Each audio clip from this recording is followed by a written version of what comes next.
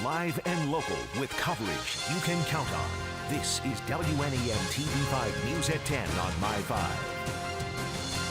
Imagine someone you love suddenly disappearing, never to be heard from again. That pain is what loved ones of Brianna Vibert have felt for almost an entire year. Thanks for watching the News at 10 on My5. I'm David Custer. And I'm Colette Boyd. On July 15th, 2017, Brianna went missing in Flint. TV5's Scott Walczak got the chance to speak with her family ahead of the anniversary of her disappearance, and he joins us here in the studio with where things stand tonight. Scott.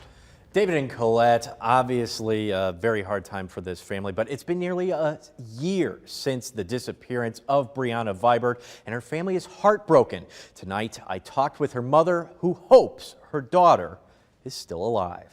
It's hard to believe that it's been an entire year and that a person can just vanish from the face of the earth. Bobby Jo Stone misses her daughter, 24-year-old Brianna Vibert. It's been nearly a year since the mother of 4 went missing in Flint. Poor babies, they miss their mom.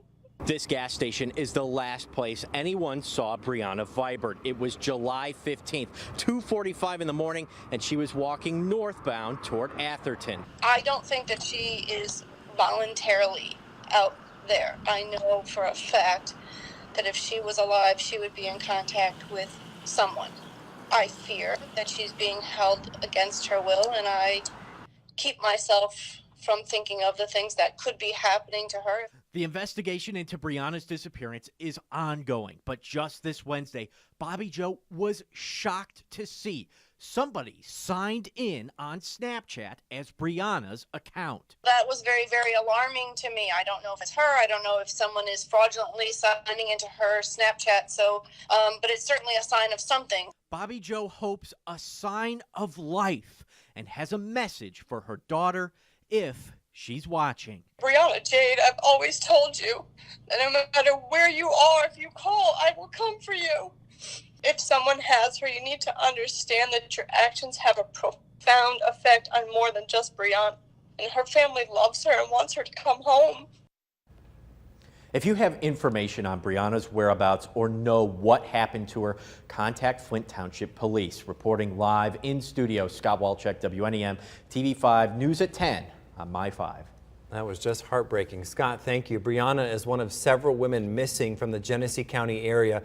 Now, you can find Meg McLeod's in-depth I-Team report on these missing women on WNEM.com. Well, taking a live look over Saginaw and Flint this evening, a much cooler night tonight than earlier today. And while there isn't a whole lot of rain falling near the Tri-Cities or Flint, our northern communities were dealing with some severe weather earlier today. That's right. Meteorologist Brian Bachman is in the First Warn 5 Weather Center. Brian, what can we expect? Well, David, Colette, some of us still, even in those northern areas that saw the severe weather earlier this evening, still dealing with some pretty intense downpours as wave after wave of thunderstorms have just been moving their way through, really, the M55 corridor all the way down to M61. So let's not waste any time here. We'll take you right over to your First Warn 5 pinpoint Doppler radar. Let's get it up full screen. And you can see on the Escoda area, you're settling into a relatively lighter patch of rain, but you head to the nearby Tawas area, right on the eastern end of M55, in fact, and you see the rain quickly picks up in intensity. Also through the Whittemore and Algray-Sims area, some intense rain coming down with quite a bit of cloud-to-ground lightning strike activity being detected there. We head westbound to I-75 through Alger and then through the Grimm and Gladwin areas. Some storms trailing back toward your area. And Houghton Lake, you've seen a similar story, wave after wave of storms this evening, and you're bracing for yet another intense downpour, pretty much cresting over the area as we speak. Also expect quite a light show to be coming along with that as you see that core of lightning strikes rolling in with that storm. But if you've been anywhere south of those locations, you haven't seen a drop of rain since this morning with that earlier band that came through as the day kicked off. A general trend for this for this evening and this weekend will be for scattered shower and storm activity to continue. We'll try to pinpoint those for you coming up in your full forecast. Thank you, Brian. Developing news, a man is dead after a shootout with state police. It happened around 1:30 this afternoon during a traffic stop in Missaukee County. Now, a man got out of the car and began firing at the trooper, striking him several times. The trooper fired back, killing the gunman.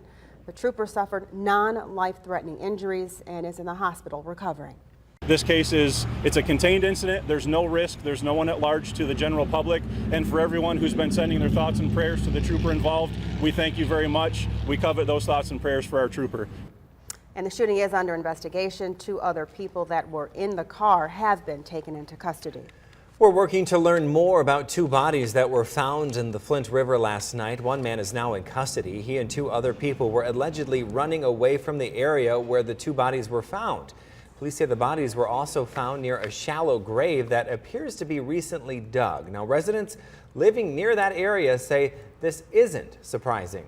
I mean, it's bad, but like I'm kind of used to it like happening because I mean, I lived here my whole life and I've heard of gunshots and all that stuff, so I wouldn't be surprised if they found that now. I don't know what goes on through their head to even think to do that to someone else's life. It's like horrible. And I don't know how they would live with themselves doing that.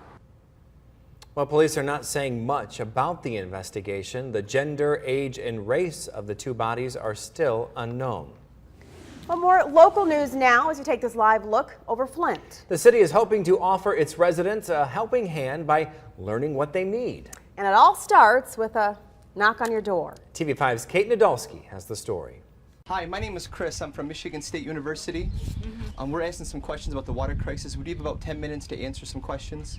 A new survey focusing in on Flint. Data collectors going door to door today through Sunday to get an inside look at what residents need in the city. To collect public health information in regards to questions related to the water crisis, also physical and emotional health. So, where's this research going? Well, the information being collected is going to be going to researchers located at Michigan State. That information will be analyzed and it will be also shared with our federal partners. The Flint resiliency in communities after stress and trauma or recast are behind this. They say the surveys are anonymous and short, lasting 20 minutes at the most. We got a first-hand look at how it all goes down. Chris leading the pack. How long have you lived in the city of Flint? I was born here in the city of Flint, Early Medical Center in 1962. 1981. All right, then. There we go. Look at that. Natives. We're brothers. He stopped at several homes in the area. Many questions pertaining to the usage of water. What are the following sources do you use? Bottled water from the store, filtered tap water, water from a distribution site, well water, or unfiltered tap water? Water from the distribution site, filtered water, and the bottled water. They'll continue through Sunday evening to provide an accurate snapshot of the community's needs. This information comes straight from the residents, and we don't want people in Washington or Lansing making assumptions. We want this information to come directly from the city of Flint residents so their specific needs can be addressed. Now, the surveys are random, but you don't have to participate. We also want to note that the workers are wearing neon vests and they'll have the proper identification on them. Reporting live in the Continuous News Center tonight, Kate Nadolski, W1EM, TV5 News at 10 on My5. Thank you, Kate. Well, women have it within themselves to succeed. That's the message of the 2-day Women in Power Summit. Hundreds gathering in Flint to network, strategize, and gain a sense of empowerment.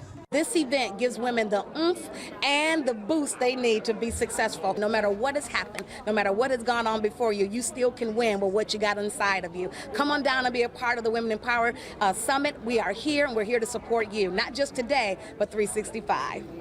And that summit continues tomorrow at the Insight Institute of Neurosurgery and Neuroscience. The classics are in Bay City, the Cool City Car Show featuring hundreds of hot and vintage autos. It gives young people a look at the past, older people a trip down memory lane, and the American Cancer Society extra money for research. We've been doing this event for 23 years and we're at over our $250,000 so far, so we hope to add another nice chunk to that this year as well. Now the cars will be in downtown tomorrow from 9 until 3.